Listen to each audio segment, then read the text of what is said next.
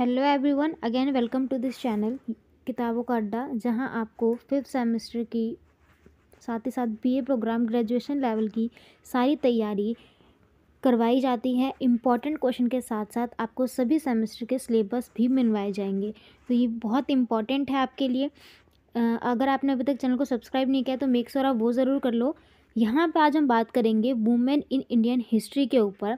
अगर आपके पास 5th semester में women in Indian history GE के में है, जनरल इलेक्ट्रिक में सब्जेक्ट है ये, और आपको पता है कि 11 दिसंबर को आप लोगों का एग्ज़ाम होने वाला है, तो उसमें आपको क्या क्या क्वेश्चंस अटैम्प्ट करने हैं ये सारी चीज़ें इसमें हम लिखेंगे।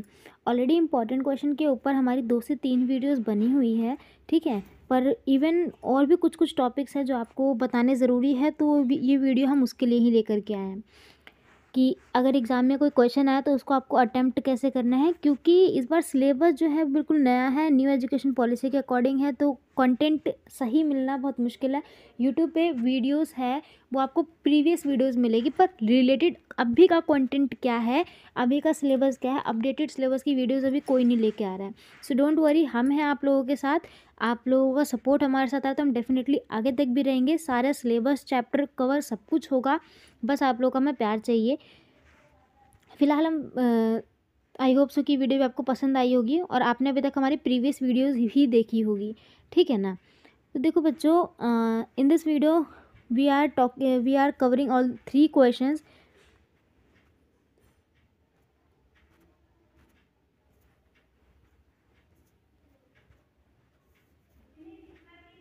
And answer will be same both of this, ठीक है।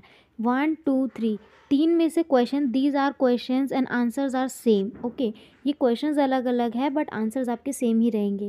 क्वेश्चन अगर आपसे एग्जाम में पूछ लिया इस तरीके से, वेद काल और पूर्व वेद काल में महिलाओं की स्थिति, वेद साहित्य में महिलाओं की स्थिति, या फिर जैन और बौद्ध धर्म में महिलाओं की स्थिति, ये तीनों ही क्वेश्चन एक ही बात कर रहा है, दैट इज़ वुमेन की सिचुएशन जो थी, कंडीशन जो थी, वो आपको बताना होगा, ठीक है ना। तो उसको प्रेजेंट कैसे करना है, और मैंने आपको बताया कि हर एक क्वेश्चंस को you have to divide in the 3 parts. First you have to write the intro, then body and then the conclusion, okay.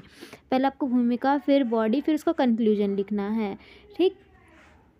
तो यहाँ पर सबसे पहले आप क्वेश्चन को अगर अटेम्प्ट करोगे तो कुछ इस तरीके से भूमिका होनी चाहिए। भूमिका आपकी क्वेश्चन से रिलेटेड होनी चाहिए। एग्जाम्पल के लिए यहाँ पे बात हो रही है वेद काल की, यहाँ भी वेद काल, यह जैन और बुद्ध की बात हो रही है, तो अगर क्वेश्चन ये आया तो इसमें भूमिका आप जैन और बौद्ध धर्म की बनाना। यहाँ वेद और वेद की पूछिए तो भूमिका वेद की बनेगी, यानी वेद काल की, ठीक है ना। वेद काल प्राचीन भारतीय संस्कृति का एक कालखंड है जहाँ वेदों की रचना हुई। ये काल 1500 ईसा पूर्व से 600 ईसा पूर्व तक था। वैदिक काल को 2 कालों में बांटा गया, पहला ऋग्वेद और दूसरा उत्तर वैदिक काल, ठीक है ना। ये वेद जो है वो हिंदू धर्म का पवित्र ग्रंथ है। क्या है? हिंदू धर्म का पवित्र ग्रंथ है, जहाँ इसके अंदर कई कालखंडों का बहुमुखी तरीकों से बहुमुखी चरणों को शामिल किया गया है। वेदों में महिलाओं की स्थिति का भी वर्णन है, जिसे हम कुछ इस प्रकार समझ सकते हैं। क्वेश्चन आपको बच्चे इस तरीके से लिखना है कि वो आपस में मैच होना चाहिए, ओके। ऐसा ना हो कि कुछ उस पार्ट से आ रहा है कुछ उस पार्ट से आ रहा है, नहीं, आपको पैटर्न में लिखना है ताकि एग्जामिनर को पढ़ने में भी बहुत मज़ा आए और लगे कि हाँ उसने कुछ लिखा है, ठीक है, इस तरीके से। Now when we are writing the body part जब आप राइटिंग करोगे तो उसमें आपको फुल एक्सप्लेनेशन के साथ लिखना होगा। Here I can written only the key points, okay. जैसे महिलाओं की स्थिति मैंने यहाँ लिखी है, तो महिलाओं की स्थिति में आपको लिखना है शिक्षा का पूरा अधिकार था।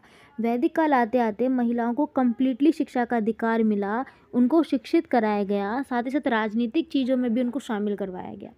सेकेंड पॉइंट अब लिखना, बहुत सारी महिलाएं धार्मिक क्रियाओं में शामिल थी। कई राजाओं की रानियां जो थी वो धार्मिक क्रियाएं करती थी।